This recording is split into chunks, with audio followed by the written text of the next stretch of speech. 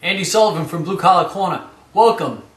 Lots been going on lately, and there's been a lot of talk about the Occupy Wall Street protesters. And as usual, probably the worst type of person, political person, have been coming out of the woodwork to say their piece. And I'm talking about the Limo Liberal. Most of these people I cannot stand. I loathe them. And I think most middle-class Americans do as well. These are people that are fantastically wealthy and are coming down to this protest and protesting CEOs of companies and Wall Street corporations and claiming that they hold all the cards and they're the ones with all the power and they're the ones that got us into all the trouble we are in economically. Now, I find that hard to believe. Because first of all, I don't know any corporation that could raise my taxes. And I don't know any corporation that could put me in jail. Or any corporation that can make a law stopping me from doing something that I want to do. No, there's only one entity that can do that, and that's the United States government. Now, I don't know why these people, if it's a feeling of guilt, or if it's just trying to get their face out there, which I can understand because they're all of the most narcissistic creatures that walk the planet, other than politicians, of course.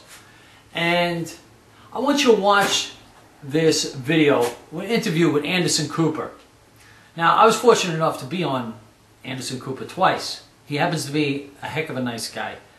But he is part of the media, and he is very, we'll say, liberal-leaning.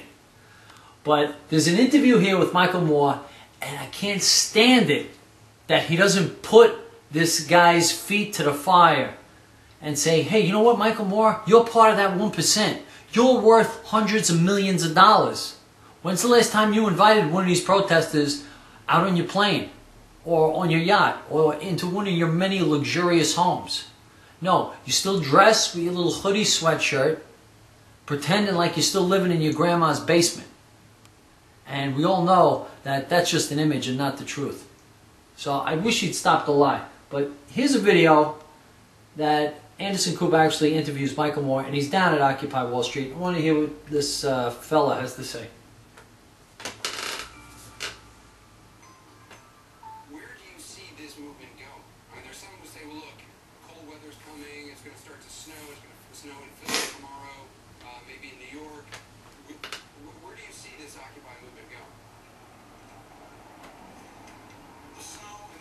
Is not going to stop the collective anger of tens of millions of Americans who have suffered as a result of the economic policies of corporate America. If you think of a little bit of snow or cold weather, I mean, I think it will only harden people's resolve, frankly. I think everyone is prepared for the long haul. If it is a long haul, I'm hoping for actually a short haul, because when tens of millions of people speak up and they get up off the sofa and leave the house and participate in our democracy, you know, the top 1%, they only get 1% of the votes. They try to buy the rest of the votes, and they've been pretty successful at doing that. You know, when the curtain closes, they can't put their hand on my hand to pull the lever. Those top 400 richest Americans who have more combined wealth than 150 million Americans combined, 400 get more than 150 million combined. They can have all the money they want, but as long as our Constitution is still in effect, they only have one vote. And that is the good news to this movement. But where does it go in terms of, you know, we saw early on the Tea Party eventually fielding candidates, eventually having a big impact on the Republican Party, continuing to, do you expect to see candidates from this movement, you know, rising up? Do you expect to see an impact on the Democratic Party because of this? Yeah. This movement is so beyond just, hey, let's get behind this candidate and get them elected to office. Those days are over. You know, we've all worked for candidates. We've all voted. We've all participated. And what have we gotten out of it? We've all written to our congressmen and women, please pass. Let's look at what he just said. He's talking about getting people elected, and he's asking, what have we gotten out of it? This fat bastard has gotten incredibly rich. That's what he's gotten out of it. Okay, he's going to start continuing to slam capitalism. Capitalism, the system that made him a multi-millionaire. And when it gets cold out there, do you think Michael Moore will be in one of those tents? Do you think he'll be there huddling around a heater? No. He's going to hop into his plane. He's going to fly back to Michigan or whatever rat hole, luxurious home, mansion, estate, property he lives in. And he's going to watch everything on his big screen TV. House Bill number 3428. Again, where are we? We're in the worst shape we have been, this country, that I've seen in my lifetime. And Boy, you want to talk about worse shape. Have you ever seen a man in worse shape than this guy? He's like somebody's 400-pound grandmother. And so this movement is not concerned right now with candidates or specific bills in Congress. Our first job right now is to build this mass movement, which is building, this is what's so great about it, on its own. You know, we don't have to go and spread the seeds of this. The seeds are... This build movement that he's talking about building, that it's on its own, it's incredible to me that they already have a bank account with about $500,000 in it. $500,000. Where did that money come from? I'd like to know. The Tea Parties, they don't have 500,000 pennies. Okay, and that was a true grassroots movement. This is contrived. This is the essence of astroturfing. And these celebrities who want to get out there and look like they're for the little guy and for the people are doing nothing but self-serving crap. They've been spread by Bank of America, Citibank, Chase, and Goldman Sachs. They've created this movement, really. And I hope, if any of them are watching right now, if they're sitting there in New York or wherever, Connecticut, I hope they're thinking about how they overplayed their hand. If they had just been just a little bit greedy, like they always were, as long as people had a job and they could have a roof over their heads and send the kids to college, nobody really put up much, fuss about it. But being a little greedy wasn't enough. They had to go the full Monty. They had to try and get everything. And I think that's what did it. That's what organized this. Well, last night in the program, we had a really interesting debate between Professor Cornel West, and a businessman named Peter Schiff, who actually had gone down to the protest in New York. I just want to play a little soundbite from something Peter Schiff said and just have you respond to it.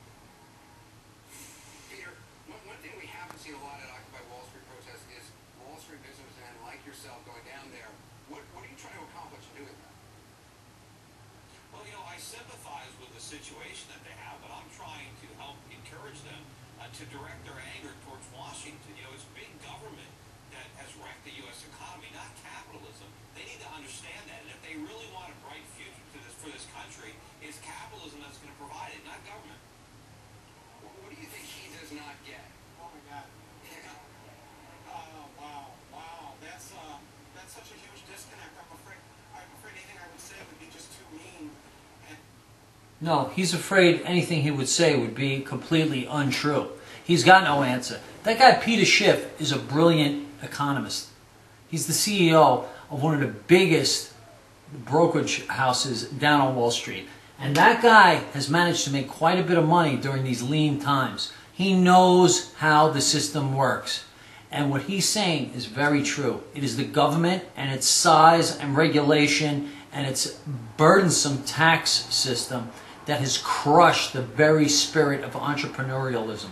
That's why capitalism is in the shape it's in. You cannot bail people out. When you bail out companies, and companies are too big to fail, you intentionally rig the game. You're making it so capitalism does not work. You can't change the rules in the middle of the game. If you're not surviving, you need to be let to die. That's just the way it is. Survival of the fittest. The weak will disappear and the strong will come up and rebuild. And from that we'll have growth and strength. I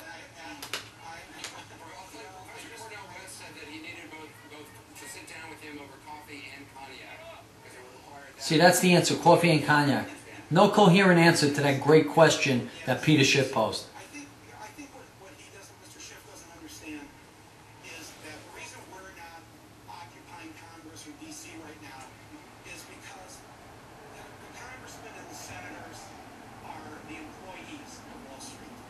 They work for Wall Street.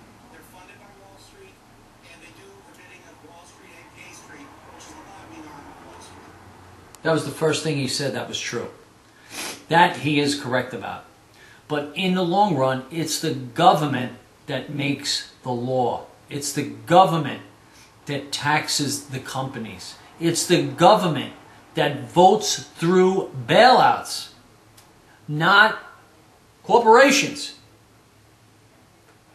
So we're kind of tired of going and dealing with the middleman or the servant. We'd rather go to the big house and take it there, because that's really where the problem is. It is with capitalism. It is with corporate America. Capitalism right now, and it's important to define a word in its present form. Just like you would define the word marriage as a woman has to get permission from her father in order to marry. But that was the definition 100 or 200 years ago. So let's not use the old definition when we say capitalism, we're talking about 2011. 2011 capitalism is an evil system set up to benefit the few at the He's part of that few that benefited from that evil system, by the way. expense of the many. That's what's happening, and that's what people are so tired of. And which is too bad for the capitalists, because I think a lot of people, perhaps in this crowd, probably used to support the old style of capitalism. So what system do you want? Well, there's no system right now that exists. We're going to create that system. This movement, in the next year or two or few years, is going to create a democratic economic system. That's the most important thing. Whatever we come. How contentious. He's going to create a system better than our forefathers and our founders and framers of the Constitution. Old Mike Moore, him and his movies of lies, is going to create an economic system, a democratic system that's going to save this nation. It has to have at its core, the American people are going to be the ones controlling this economy. We're going to have a say, a big say, the say, in how this economy is run. That say cannot happen by people in the penthouse offices on Wall Street. That is over. That is over. We've declared it over. Now it's just a matter of time until we actually make this happen when we bring democracy, true democracy, to this country. We're no longer settling for, we live in a democracy because I can vote for a politician. No. True democracy means I also have a say in my future, and I have a say in how this economy is run. What Fat Boy fails to recognize is that we do not live in a democracy. We live in a republic. Okay, his type of democracy is mob rules. That doesn't work anywhere. We live in a republic where we have people that we vote in as representatives to make the laws and decisions on our behalf. And you're not going to use me and abuse me like this. I mean, how many people, we talk about the people who lost their jobs. How about the people who still have jobs? You know what their job is now? Like if you're working on an assembly line in Flint or in Detroit, you're not doing the job of one or two or three. One person is doing the job of two or three people. They've killed the other ones off, and now everyone's got to work harder, longer hours, for less pay, less benefits. The damage that this has done to people, to their physical lives, to their mental lives, to their families. I just think there's so much carnage as a result of capitalism, 2011 capitalism, that they overplayed their hand, and now the people are going to come up with a better system that's going to be run by the people. Michael Moore, appreciate your time, Michael. Thank you, Anderson, for being here and giving voice. Remember, I'm only one voice here. Everybody here has a story. Everybody in this movement is a spokesperson and a leader. Michael, thank you. Thank you. I really wish we'd stop giving that guy all of this attention. He doesn't deserve any of it. He's a successful movie maker. His movies are full of lies. He plays on the emotions of the people. he takes advantage of it for his own personal gratification, so he get his mouth and face out there, you know. But he's so ingenuous and insincere, and I think all those limo liberals are all the same. Maybe they feel guilty about all of the wealth they've amassed, and they feel like the government should be the ones to take money from people who've worked very hard and to distribute it around. They want this distribution of wealth. Well, I ain't for it. And this system wasn't built that way. And it's people like Michael Moore. He needs to be stopped. Andy Sullivan, Blue Collar Corner.